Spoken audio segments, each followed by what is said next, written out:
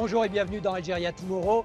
L'un des défis majeurs auxquels l'Algérie doit faire face est son approvisionnement en eau potable. Alors, pour contrer ce stress hydrique, l'État a mis en place et déployé des solutions innovantes, mais également résilientes. Et ce sont ces chantiers colossaux que je vous propose de découvrir avec nous. À l'ouest d'Oran, la méga-station de dessalement d'eau de mer du Cap Blanc est stratégique. Oran est actuellement alimenté par 3 stations, mais c'est insuffisant.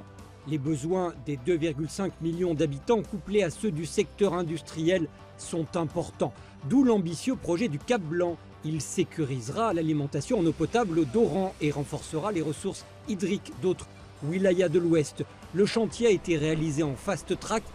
L'infrastructure sera opérationnelle en décembre 2024, soit 25 mois à peine après le premier coup de pioche. Nous avons déjà anticipé la sécheresse avec le premier programme en mettant en œuvre 14 stations qui produisent 2,2 millions de mètres cubes jour à 18% de l'eau potable pour les citoyens. D'ici 2050, le Sahel, dont l'Algérie fait partie, va perdre 20% de sa pluviométrie. Donc nous anticipons ce futur proche en élaborant un programme complémentaire qui va faire élever nos capacités de participation d'eau dessalée dans l'eau potable de 18% à 42%. Nous sommes ici en train de travailler 24 heures sur 24, 7 jours sur 7. L'État a mis tout en œuvre pour que ces projets soient livrés dans les plus brefs délais possibles. Le dessalement d'eau de mer a souvent été montré du doigt pour son caractère coûteux. L'Algérie entend en réduire l'impact réputé énergivore sur l'environnement. Ces stations auront un mixte énergétique. Des panneaux solaires seront plus environnementaux, plus amis avec l'environnement.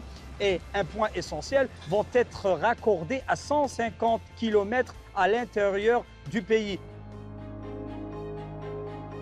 D'autres projets de ce type ont déjà vu le jour. C'est notamment le cas de la station de Mostaganem. Inaugurée en 2011, la wilaya de Mostaganem produit 200 000 m3 jour d'eau potable. Mais une autre station verra le jour dans la commune de Kadra, à 72 km de Mostaganem.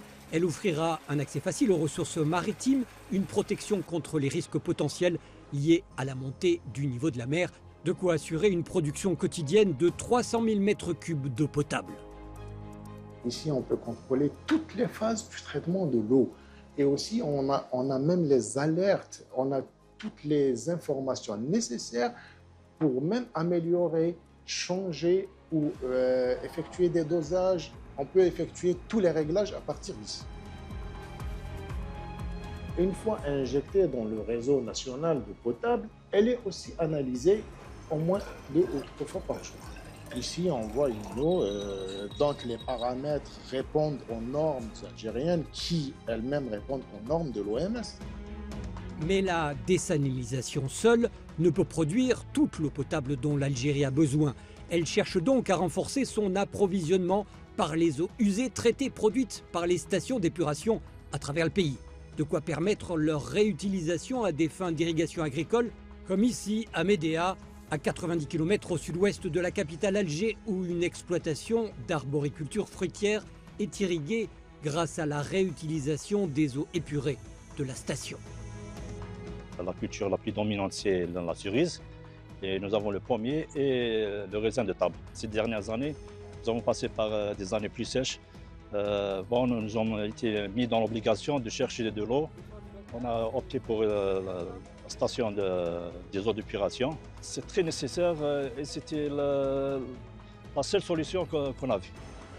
On l'aura compris, l'Algérie compte sur le dessalement d'eau de mer pour couvrir 60% des besoins de la population à l'horizon 2030.